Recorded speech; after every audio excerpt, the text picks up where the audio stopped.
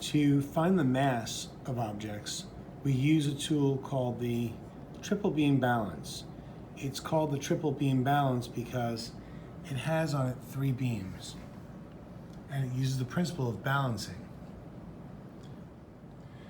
Before we can use the triple beam balance, we need to first calibrate it. Calibrate means to set this white bar here to match this white line here. Now to do that, there's a couple of things we need to do first. First, we need to make sure that all of our weights on the beams are set at 0. This one is set at 0. As you can see, there's a little arrow. Now it's at 0. This one is not at 0. The arrow needs to be clicking in right above the number, like the 0 or the 100. So to do that, I'm pushing it to the left until it clicks. And of course, the one in the back, the same. Sometimes they're pushed off just a drop, and you won't be able to calibrate the balance. They have to click in perfectly. You'll feel it. At that point, you can take a look and see if your 2 lines are lined up. They're not. This one's going a bit above. So we want to bring it down a little bit. And to do that, we use a knob that's on this far side of the balance. Now, if you turn the knob towards you like this, it brings the bar down. If you turn the knob away from you, it brings it up. Of course, we want to bring it down a little bit, so I'm going to turn it towards me a couple of turns. If I go too far, I can always bring it back. And again, you can't do this unless all the weights are at 0 first. And I'd say that's pretty good.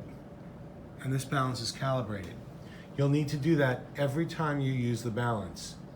Every time you take another object off it and then put a new one onto it, you need to calibrate it again before you put the object on. Before we can use the balance to find the mass of an object in grams, it's important that we understand the 3 beams. The middle beam goes by hundreds of grams. That's the first beam you're going to use to find the mass of the object. The beam in the back goes by tens of grams, and the beam in the front goes by single grams, with each little line between the 0 and the 1, or between the 1 and the 2, are a tenth of a gram. So something like this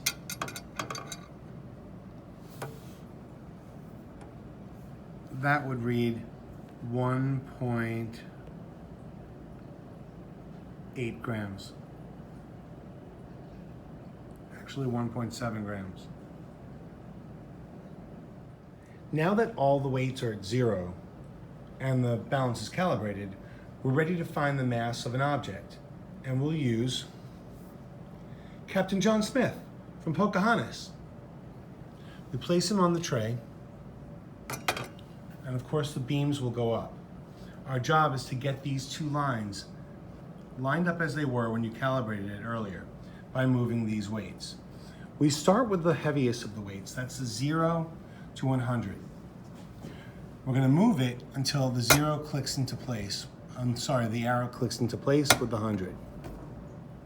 As you can see, the balance beam went down. That means we've gone too far. So what we have to do then is move the weight back to where it was before. I also now know something important. I know that the mass of Captain John Smith from Pocahontas is between 0 and 100 grams. It's important to know that so that later when you make a written mistake, you might catch it because you remember it's only between 0 and 100. So now I'm going to go by tens. I'm going to move it to the 50 just to see what happens. Click it in, and that was not enough. I'll move it to the 60. Also not enough. Move it to the 70. Too much. So what I need to do is then move it back to where I previously had it. That would be the 60. I also now know something important. The mass of Captain John Smith from Pocahontas is between 60 and 70 grams. The last thing I need to do is find the single grams that will add to my 60.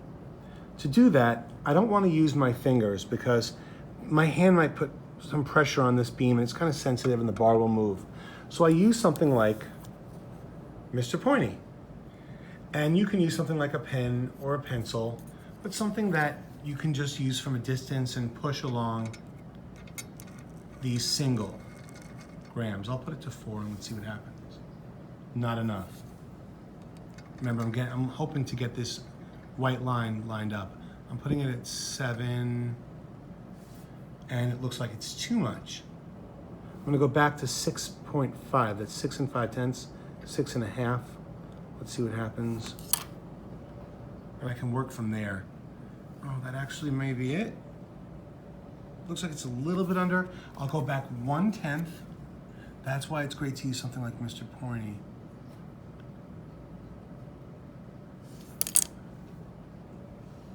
And that actually looks just right. So now to get the mass of John Smith from Pocahontas, I add up whatever weights I've used. 0 hundreds, 6 tens, that's 60, and 6.4. So the total mass for Captain John Smith from Pocahontas is 66.4 grams.